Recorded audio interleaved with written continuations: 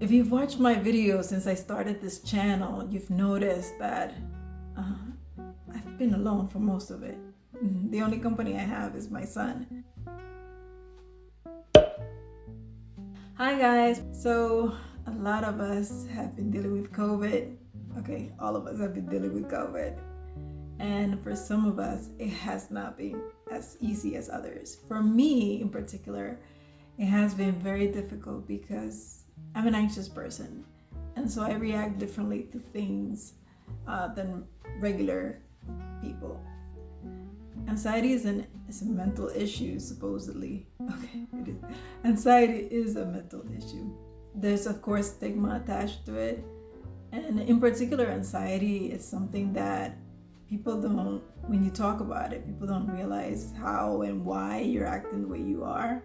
It's a fear. Sometimes for me, it's manifested as a fear. You can have like bodily reaction to it as well. In addition to anxiety, a lot of us have been depressed. I don't know if I've been depressed as much as other people, but I've had my days where I don't feel that great, where I don't want to get out of bed. I don't want this to be a cry video, but talking about this makes me a little emotional. So it has been difficult. I've had a difficult time dealing with my anxiety and the pandemic and all the things that are going on at the same time. Black Lives Matters, adjusting to a new way of working.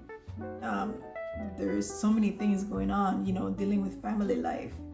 It has been hard. And although if you follow me on Instagram, you won't see it because I'm usually very lively. There are days where sometimes I don't want to post something, or I just feel like it doesn't really match how I'm feeling. But sometimes it's like they say, you gotta smile to start feeling that way. So sometimes it's all about that. It's trying to smile so that you can be happy. One of the first things I wanted to talk about is how I dealt with my anxiety at first. And here's a clip of my writing and how I dealt with it through art. Let me just show you this. I am awake. My heart is tightly squeezing my body. I try to breathe, but breathing hurts my chest. I stop, hold my breath. Thoughts run through my brain. It's Corona. I breathe slowly. I call a friend. My thoughts are faster than me. My words stumble. I break. I breathe. It stops. I am awake. I start my day reading. I read about Trump's announcements. I read about Corona in Wuhan. I read about a survivor in Seattle. I read about survivors in China. I read about coping, anxiety, what to do if you're sick, what to eat for immunity. Cuomo announces deaths. I read over 10 articles a day. I post about what I know, what I've learned. I am awake. My grandmother dies at 89. She has Alzheimer's but dies from pneumonia. My aunt has it. My brother, his girlfriend, and a friend of my aunt's. Later, my cousin has it. Runners have it. The administration at my job have it. I can't escape. I am awake. I run at night. I'm not brave. I run around the park 6 miles. I do it again and again. It gets crowded, and I run to a different park. It's crowded. I'm upset. Why are they here? I stop running. I run around the block over and over and over. I run one way and back. I don't run as much. I'm awake. I cook. I clean. I cook. I clean. I'm awake. I cook. I clean. I cook. I clean. I'm awake.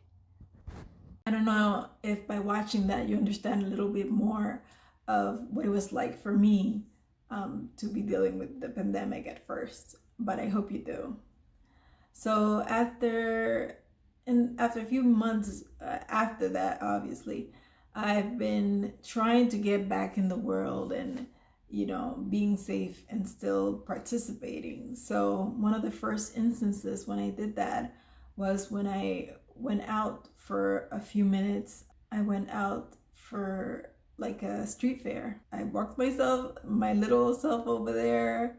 It was a nice day. It was sunny and bright. When I arrived where I was supposed to be going, there were so many people there, so many people, that I didn't have the courage to like go where I was supposed to go.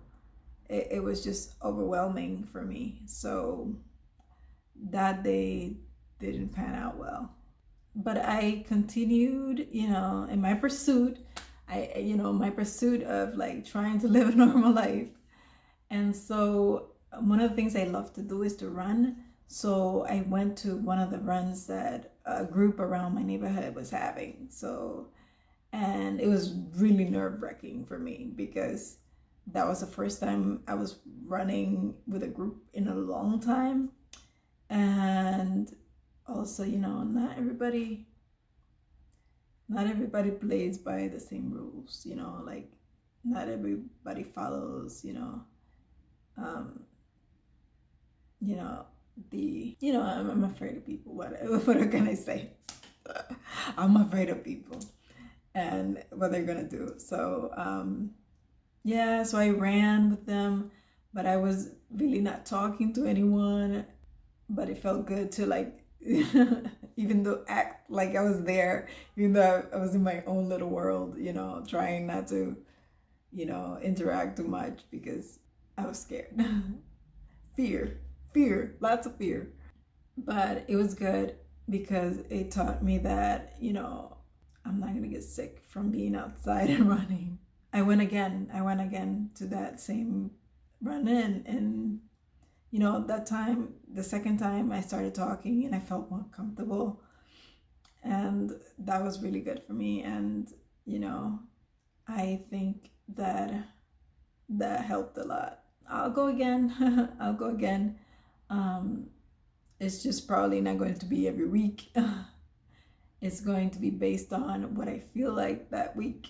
And I've been really isolated, and one of the first things I did was like try to interact with some people. So I have and made sure that those people, because when you know people, they really want to get close to you and they want to hug you, and then like it's great. I mean, I want to be hugged, but I'm not in the mindset yet. Yeah, so I hung out with two people, and both of which were really understanding of the COVID, wearing a mask. Another thing I did as part of me like trying to get out there was, take the COVID test. Let me just show you my experience. You saw a clip of Brooklyn Hospital because I first went to Brooklyn Hospital, but then I thought about it and I was like, if I go to the Brooklyn Hospital, it essentially means that I have COVID and I'll encounter people that do have it. So I decided to go to CityMD. Nice to meet you. Nice to meet you. I'll be seeing you, okay? Huh? I'll be seeing you, okay? Yeah. Getting a COVID swab? Yeah. All right, feeling good today? Yeah. Okay, good. Have you had this before? No. I'm Feels a little like- scared. Oh, okay. No, it's okay. It feels like salt water's going down your nose. A little Okay. bit. Just bring the mask below your nose, and then rest your head back. But keep your mouth covered.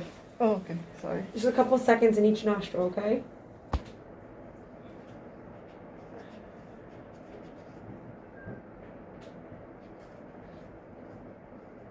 Good job. All right? Mm-hmm. You're done.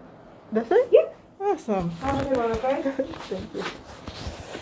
Thank you. That was really scary, as you saw. And I will have to do it again because I did it partially because I was afraid and partially because I had to. Yeah, it was an experience, let's just say. I just wanted to say thank you so much for watching. I hope that you're doing well if you're dealing with the same issues I am, or if you're not, if you're dealing with something else, I hope you're doing well and that you're getting the help that you need. There's many resources out there that you can check out. If something that you can't handle, obviously, this worked for me, but I'm not a health professional, and so you should visit a health professional so you can get a professional opinion if you're dealing with mental issues. Thank you so much for watching, and I hope to see you soon.